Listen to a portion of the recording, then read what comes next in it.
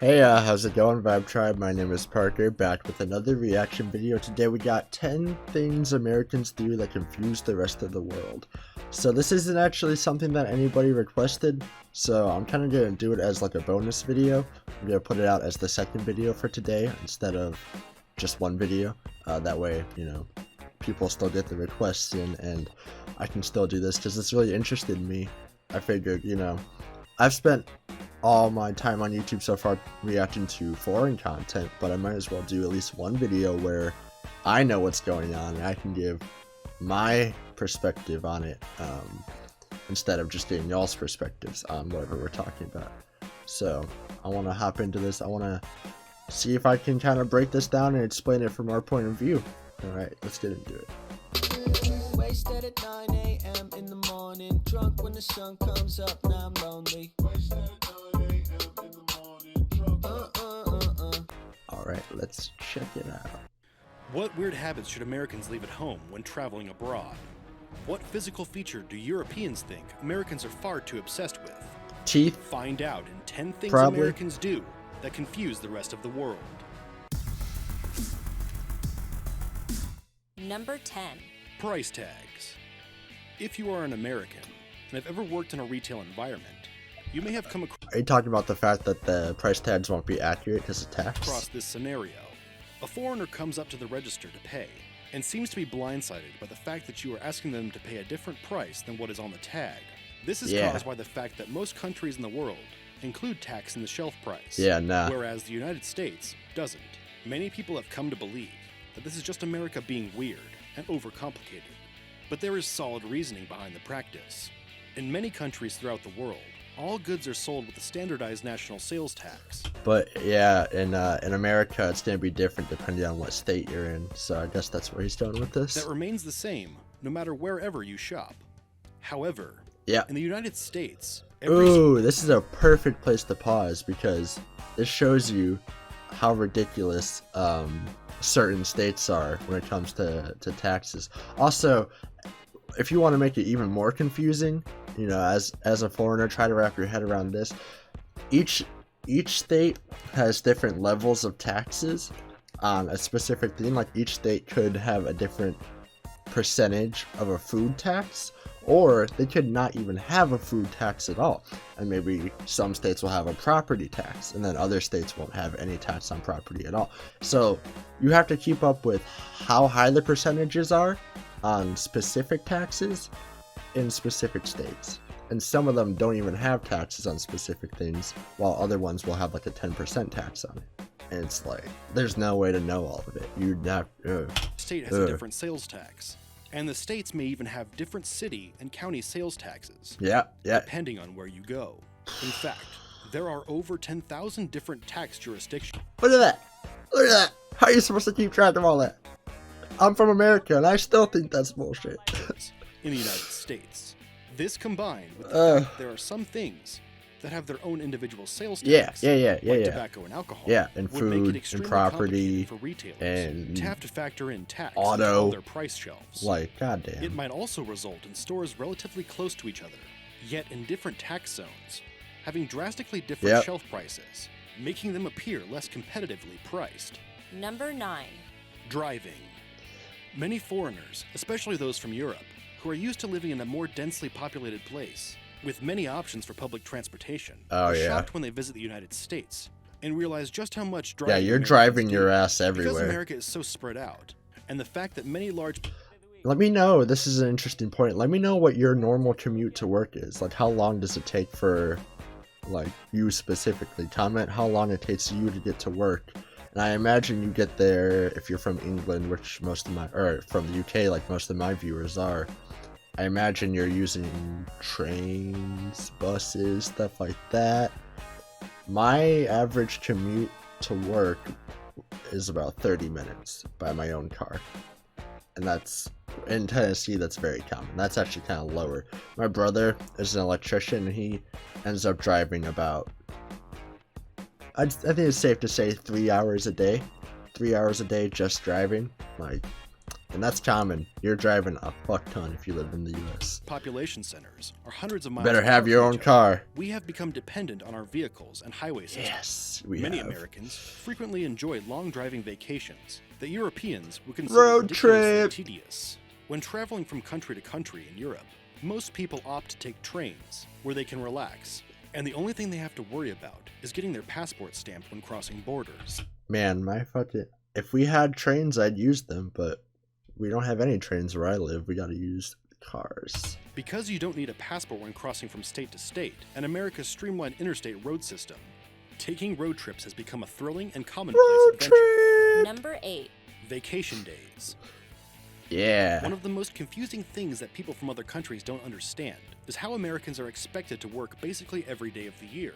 Yep. As far as first world or industrial countries go, the United States has one of the lowest amounts of government-sanctioned holidays, with the average Some jobs don't even force you to have vacation days. Like when I was a carpet cleaner, they could still schedule me on vacation or on like holidays if they wanted to. The only reason I didn't is because no one wanted to get their goddamn carpets cleaned on Christmas.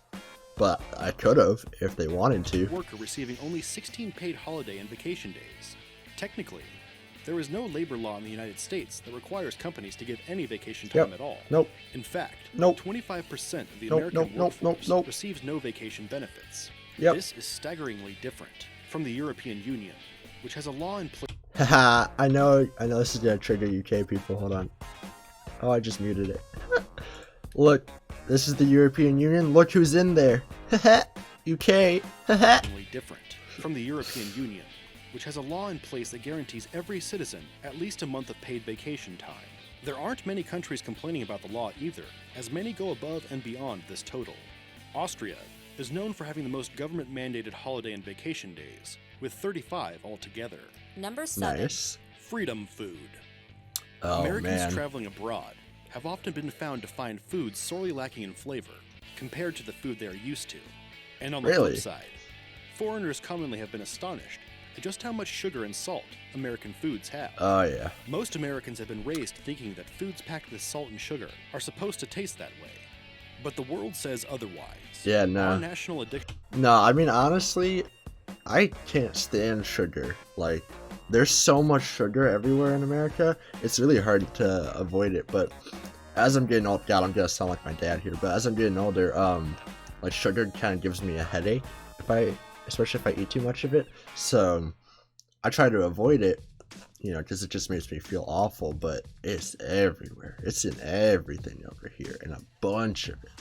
You try to get like any sort of flavored drink, and you're like, oh my god, 20 grams of sugar? I'm good. Addiction to extra flavor is one of the main reasons the United States is one of the leading countries when it comes to obesity and heart disease.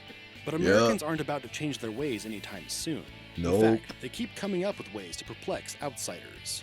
One of the Yup. things that foreigners find most Chicken and peculiar waffles. is the American obsession with combining salty foods with sweet foods, like chicken and waffles, Yeah. McGriddles, saltwater taffy, Mhm. and the infamous apple pie with cheese on Apple top. pie? Wait, And what? speaking of Okay, that one's even weird to me. I've never seen someone put cheese on apple pie. Hold on. Rewind a bit. If you came to my Thanksgiving or my Halloween party, whatever, when I had apple pie, and you pulled out a slice of cheese from my damn fridge, you'd be out of my house. I don't even, no cap off, like, no. I'd be kicking your ass out. Who, what? cheese, you might think that because European countries like France and Switzerland are known for their cheeses, that they consume just as much as Americans do. Oh no. But this is not the case. Oh, no. Even the French and Swiss are shocked when they come to the US and see just how many of our dishes revolve around large amounts of cheese. Yeah. Number 6. There's a lot of cheese. Waterways.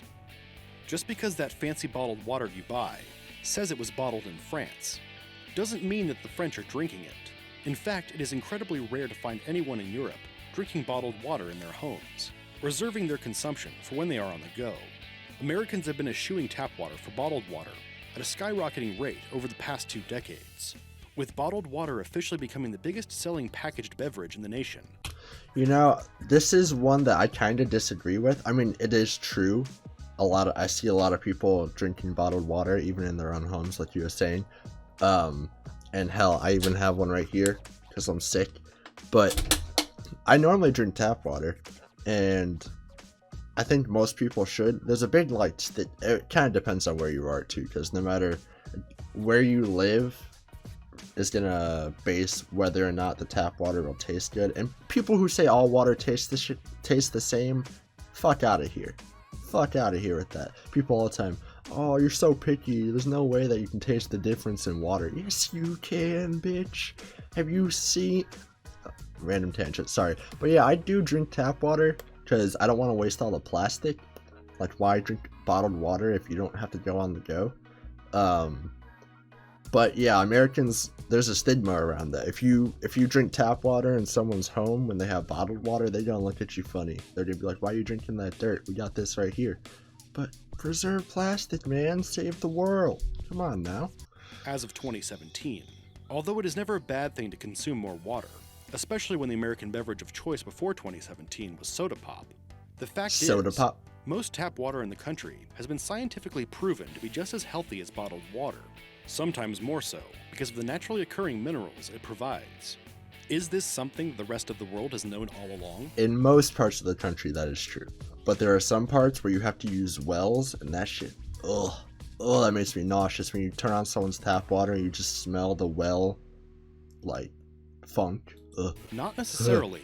The truth is, many countries like those in Europe are much more eco-conscious than America, whether they are cognizant of it or not. Foreigners find it very strange that Americans would pay good money for something that is free and has the added consequence of creating excess amounts of garbage and pollution. This isn't the only wasteful practice that outsiders find silly. Tourists from around the world are shocked at how much water the toilets in American bathrooms contain. Americans traveling abroad can note that most toilets use only about half the water that those in the US Oh, wow. do. That's Europeans interesting. are also often confused by the fact that American electrical outlets don't have on-off switches on them, Wait, which is what? a common feature of those in many European countries. Yo, that just blew my mind. I had no idea about that, actually.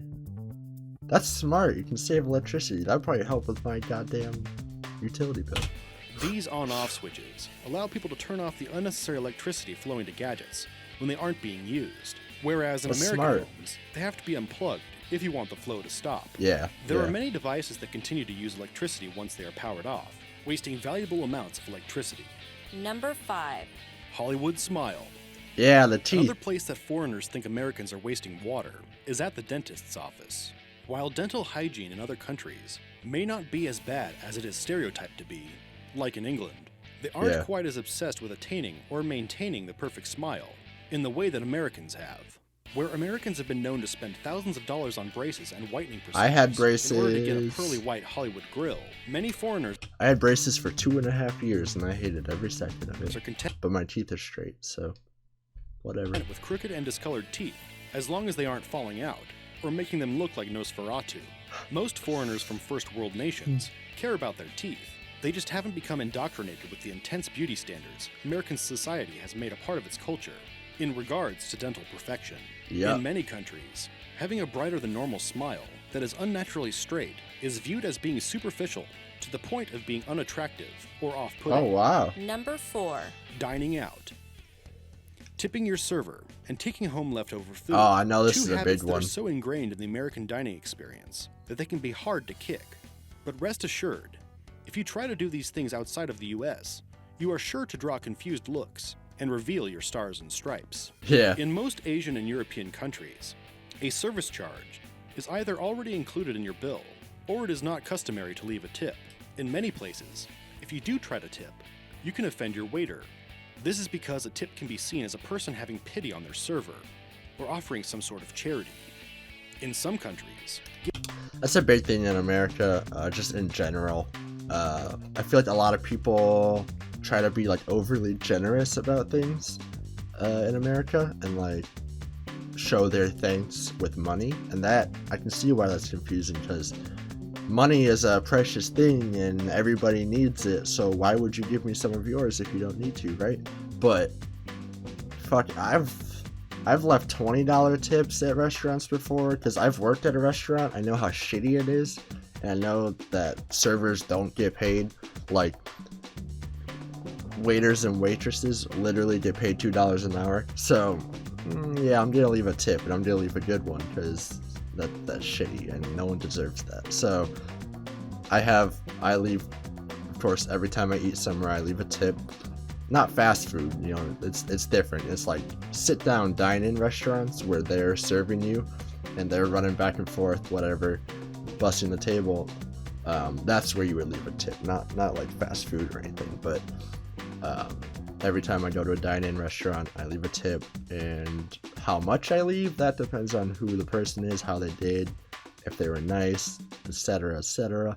But I have left tips up to like $20 for just a single meal, you know? I spent 20 on the meal and then spent 20 more on a tip, that's ridiculous even to an American. No one tips that much, but every now and then you have a 20 in your wallet, you don't need it, so why not? Giving good service is expected, whereas in the United States, the food industry has become sort of a meritocracy, governed by the consumer. Foreigners see this as absurd. Why should a server be rewarded for doing something they should be doing in the first place? However, in places where tipping is insulting, waitstaff aren't ridiculously underpaid, like they are in the US. Yeah. The other habit that can draw the scoffs of onlookers at a restaurant outside the United States is asking for a doggy bag or to-go box. In many countries, especially European ones. Oh, I gotta restart. This is about to die on me. And we're back. Okay. Sorry. Didn't mean to cut him off. My camera was about to die. Bag or to-go. Oh yeah, to-go box. Very, very common here. Why is that strange? In many countries, especially European ones, the idea of saving a hot meal at a restaurant in order to reheat it and eat it at home is a disgusting prospect. Many dining cultures believe that the food is meant to be eaten exactly how it is prepared by the chef. At that moment, makes sense. Not to be consumed after various sauces and meat juices congeal, or to have their perfect grilling and baking sullied by your microwave.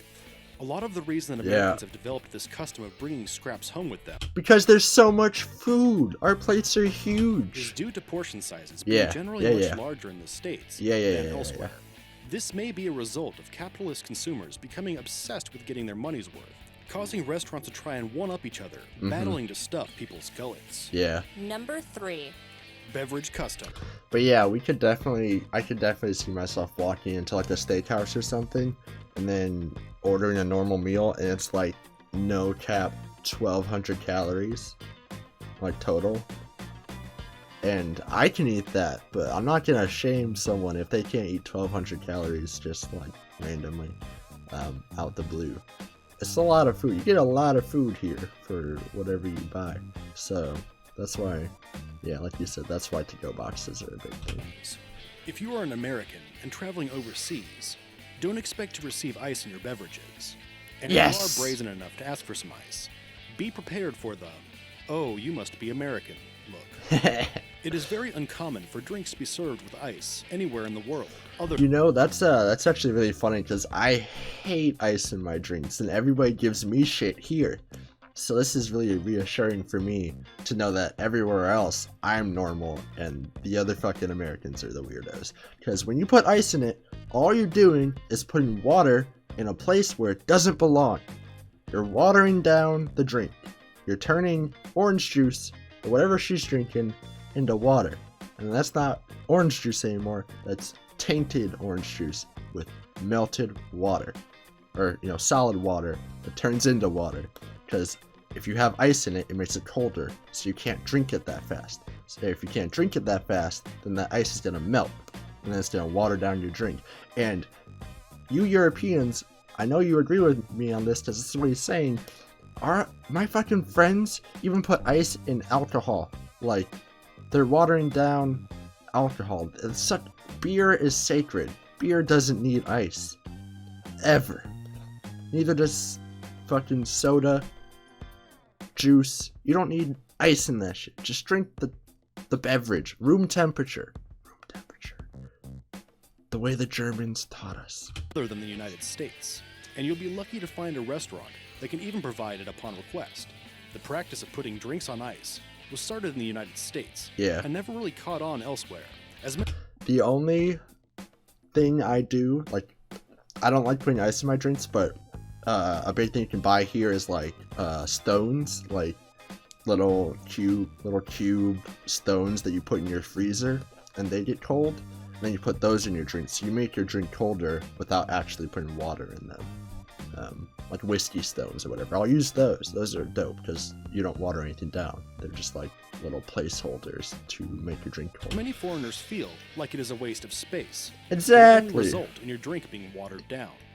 Oh yeah, the waste of space part. I was ranting about the watered down, but even worse, when you buy a say you buy a 16 fluid ounce cup of soda from McDonald's or wherever, you buy a soft drink, and they fill that bitch like 75% full of ice. You're getting like 25% soda, 75% water.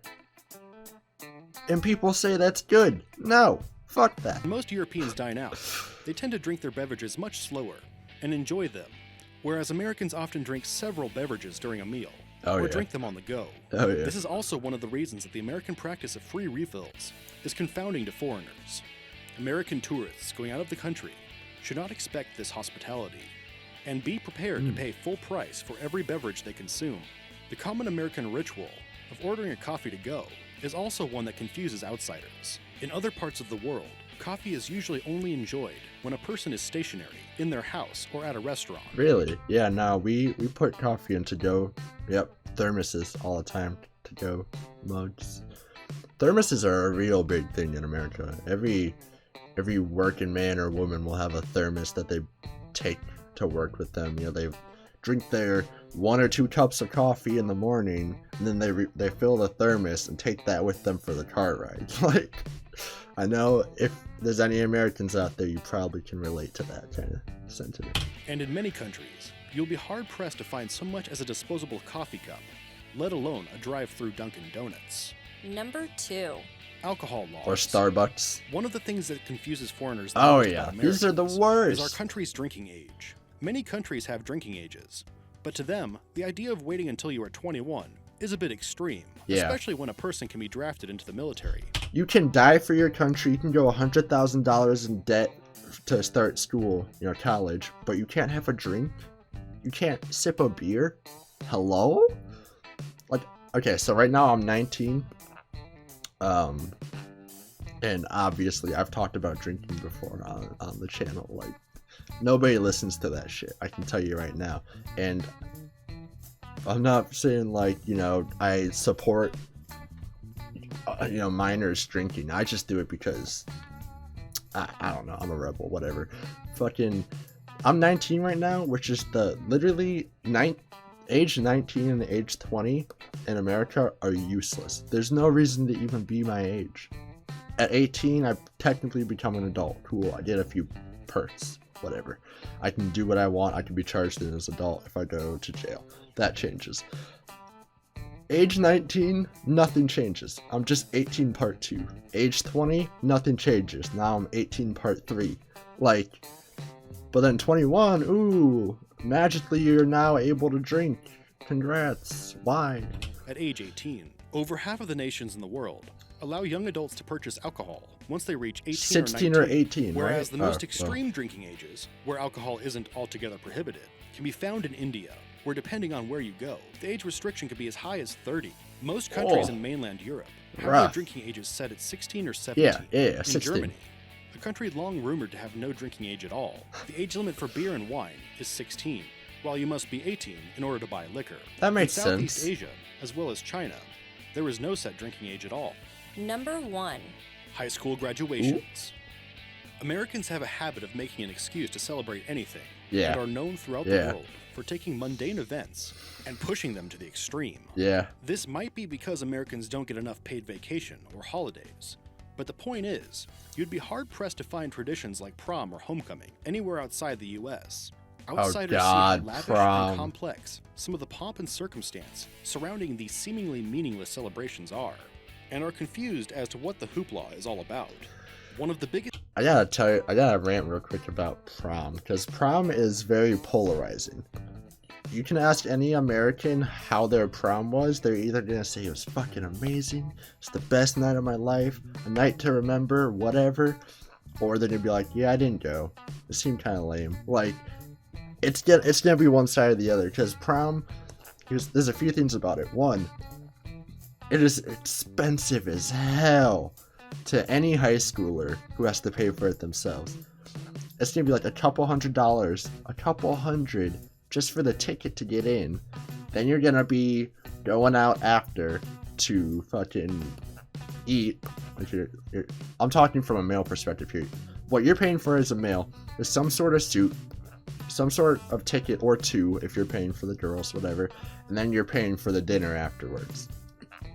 And then for the female perspective, they gotta pay for a ticket, they gotta pay for a dress, they might have to pay for their meal afterwards. That shit's gonna add up to like $300, $400, $500 by the time you're said and done, just to go to one night, one stupid dance party with all your high school friends at the end of it, where everybody's kind of just awkwardly standing there pretending they know how to dance, but we don't. The biggest events that Americans have overblown is high school graduation, a truly American celebration. In most other countries, graduating from high school is seen as one of life's important stepping stones, but it isn't treated like it is in America, where it is almost on par with a wedding or the birth of a baby. Yeah. In fact, countries like England don't have ceremonies at all for high school graduation.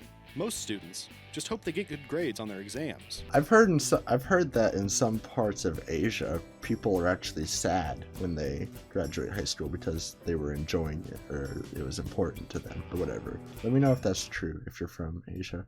Get into a good university and carry on with their lives, waiting to celebrate once they have an actual degree. What do you think is... Man. Yeah, no, America's fucking weird, and I know it is because I live here, and I've always thought a lot of our shit is weird and superficial. But that was a really fun video for me. I finally become the teacher, you know, because I've been reacting to foreign content, and I don't know what the hell is going on, ever. And you guys, you know, fill me in the comments, which is great. But let me know which number, 1 through 10, put your number, let me know which one was the craziest to you, and let me know something about it, why it's weird to you, and I'll be checking those out. That was a really fun video to make. Like I said, this is probably going to be the second video for today, so if you haven't already seen the first video I posted, go back and watch that. I'm not sure what it's going to be yet, I just knew I wanted to make this, and I'm not going to make a video no one requested unless it's like a bonus video, and I already got the requests out earlier, so I'll probably watch some Al Murray. So if you're watching this, you haven't seen the Al Murray reaction earlier today, check that out. Till next time, love y'all. Vibes never die. All we got is a bag in the backseat. And this love we share, not shabby at all.